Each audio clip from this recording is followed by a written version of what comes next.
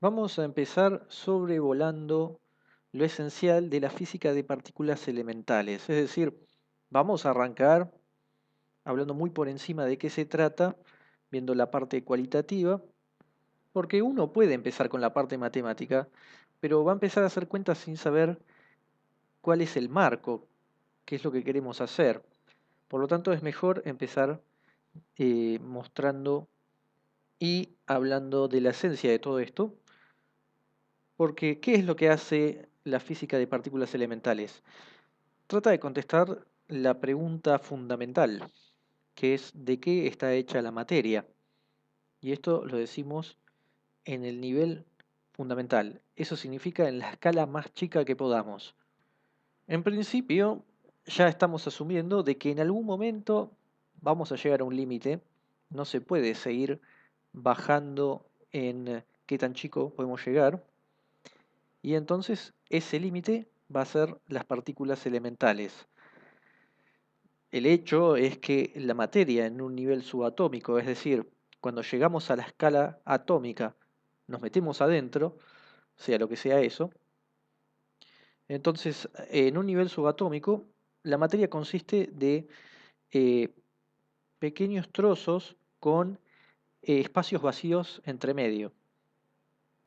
Y estos trozos se van a poder clasificar en distintos tipos como electrones, protones, neutrones, neutrinos, etcétera, que después uno junta todo eso en grandes cantidades, terminan formando las cosas macroscópicas que vemos día a día. Pero el detalle importante es que estas cosas macroscópicas que vemos todos los días están formadas por copias exactas de estas partículas elementales. Esto es algo que en mecánica cuántica dijimos en la parte de el principio de exclusión de Pauli, donde dos electrones no los podemos identificar por separado. Todos los electrones son iguales.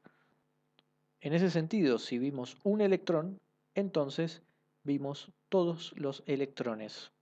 Así que en ese sentido eso es una cosa menos de las que nos tenemos que preocupar. Simplemente conociendo uno solo, sabemos cómo son el resto de ese mismo tipo. Entonces ya tenemos un objetivo, clasificar las partículas elementales y después ver cómo hacemos esa clasificación. ¿Qué características, qué propiedades pueden ayudarnos a clasificarlas? Esto entonces ya lo podemos listar como uno de los objetivos, clasificación,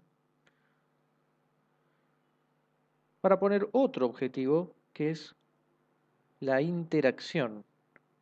Tenemos estas partículas elementales, cómo interactúan entre sí. Por ejemplo, uno puede tomar dos objetos, ponerlos a cierta distancia y medir la fuerza entre ellos.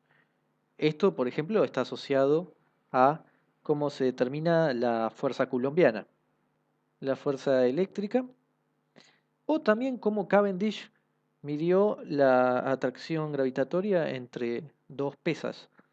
Ahora, todo esto hay que decirlo, se hace con objetos macroscópicos porque uno no puede simplemente agarrar con una pinza un protón y un electrón y ver cómo interactúan. Entonces, en principio, uno puede pensar que los medios para determinar las interacciones entre partículas elementales deban ser indirectos. Lo que va a terminar ocurriendo en la mayoría de los casos es que la información sobre las interacciones va a venir de tres situaciones. Una son los experimentos de scattering, nos referimos a colisiones, uno puede hacer chocar partículas, acá por ejemplo una contra una, y después ver los ángulos de deflexión. Luego podemos pensar en decaimientos. En principio lo que podemos decir sobre esto es que tenemos una partícula y después espontáneamente se desintegra en otras y vemos qué hay de este lado, lo comparamos con lo que había antes y eso lo tomamos como una interacción o algo que nos dé información. Y tercero, estados ligados. En este caso, varias partículas se juntan para después formar otra y otra vez analizamos qué es lo que quedó en diferencia a lo anterior. Todo esto es lo que decíamos sobre detecciones indirectas o formas indirectas de obtener las leyes de interacción, que por supuesto no es sencillo esto. Lo que se hace entonces es ver esto, formular teorías y comparar con los experimentos. Estos intentos en general se llaman modelos más que teorías y tienen que seguir ahora sí algunos principios que están guiados por las teorías de base. Vamos a poner en un cuadro mecánica clásica. Acá abajo vamos a poner mecánica relativista. Acá vamos a poner mecánica cuántica. Y abajo vamos a poner teoría de campos cuánticos. Esto es lo que vamos a tener de base.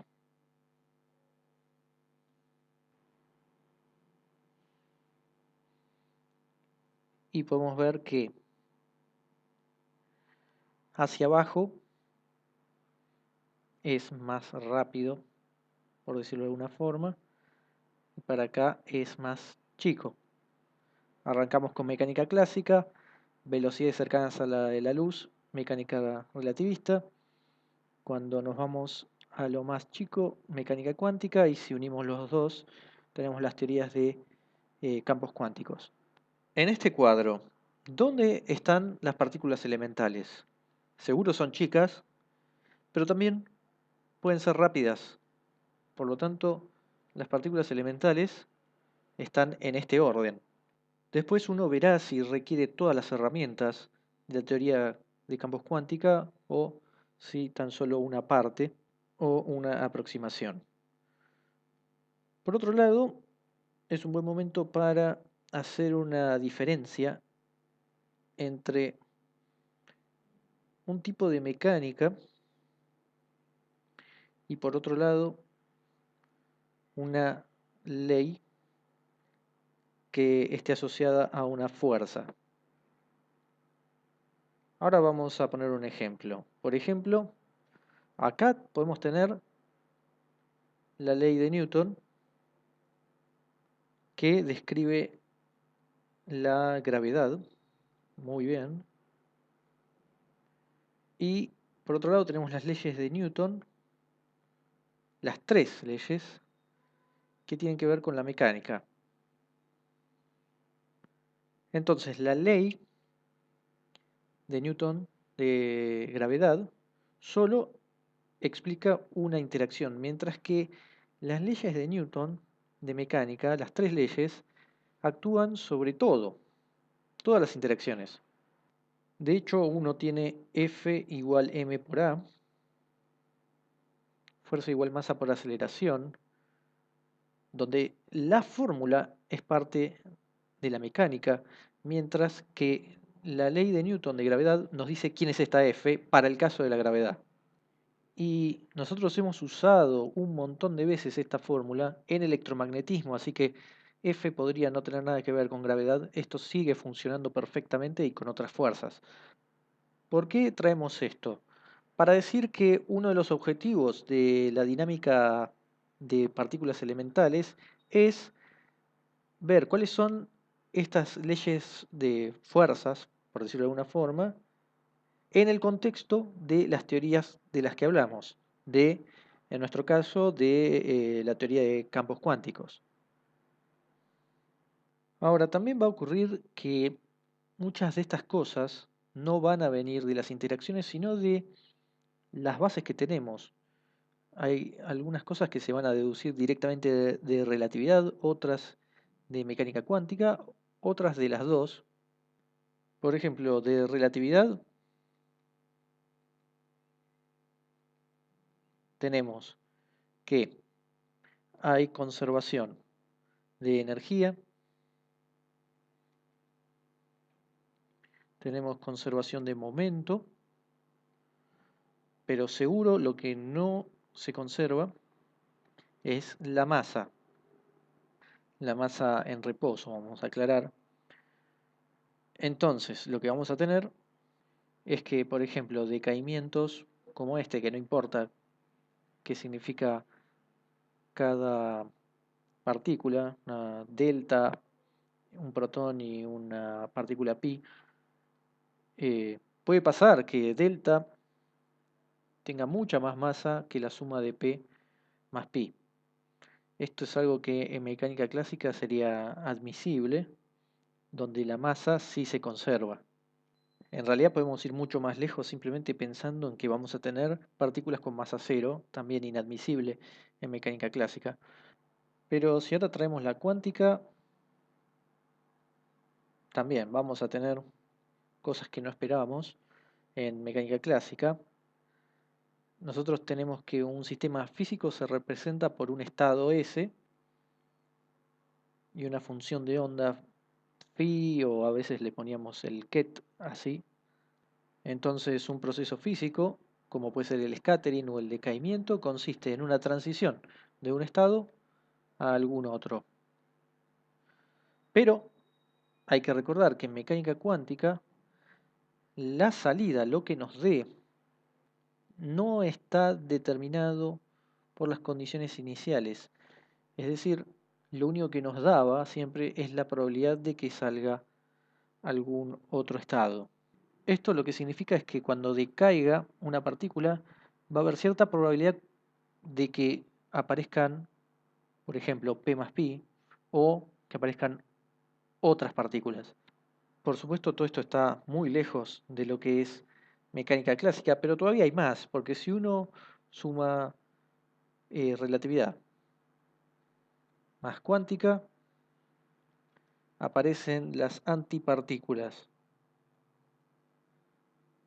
Esto es, partículas elementales con carga opuesta a la partícula en referencia. Y lo más importante de todo, esto no se deduce de relatividad solo o de cuántica solo. Necesitas las dos para que aparezca esto, y, y no es lo único, porque también la demostración del principio de exclusión de Pauli, que en mecánica cuántica no relativista se da como una hipótesis ad hoc, va a ser consecuencia de la unión de ambas. Se va a deducir entonces el teorema TCP. Lo que estamos diciendo con esto es que esto ya viene de la teoría y no del modelo físico para explicar la interacción. Es como que esto está por arriba, es mucho más importante y no se toca. Ahora, una cosa importante, nosotros no vamos a meternos en profundidad con teoría de campos cuánticos, es bastante complicado y requiere su atención por sí sola.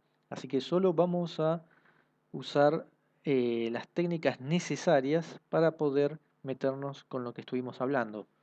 Otra cosa importante, partículas elementales, la teoría de la física de partículas elementales no se mete con la gravedad. La gravedad es muy débil para que juegue un rol en procesos ordinarios de partículas elementales que podemos hacer experimentos. Así que en realidad lo que vamos a tener es una colección de teorías, basándonos en esto, que van a describir las distintas interacciones. Vamos a tener en sus siglas en inglés QED, que es la cuántica electrodinámica. Tenemos QCD, que es la cromodinámica cuántica, y la teoría de la interacción débil, que a veces se le llama GWS, de las siglas de Glashow, Weinberg, Salam. Es la teoría de procesos electrodébiles. Todo esto mezclado va a darnos lo que se llama el estándar model o modelo estándar de partículas elementales. Esto sería lo ortodoxo. Por supuesto, nadie piensa que esto es el fin de todo porque no tenemos gravedad y tiene varios problemas la teoría, pero ha pasado muchos testeos experimentales, así que si hay desarrollos posteriores, bastante de la base que tenemos va a mantenerse, simplemente habrán pequeñas modificaciones que se le agreguen, es decir, va a ser una extensión de la teoría. También vamos a decir que no vamos a ver la parte que tenga que ver con métodos experimentales o instrumentación. Lo que vamos a ver es la teoría de partículas elementales que se dedujo de los experimentos. Si bien de vez en cuando diremos algo al respecto, lo principal va a ser ver toda la teoría que se desarrolló.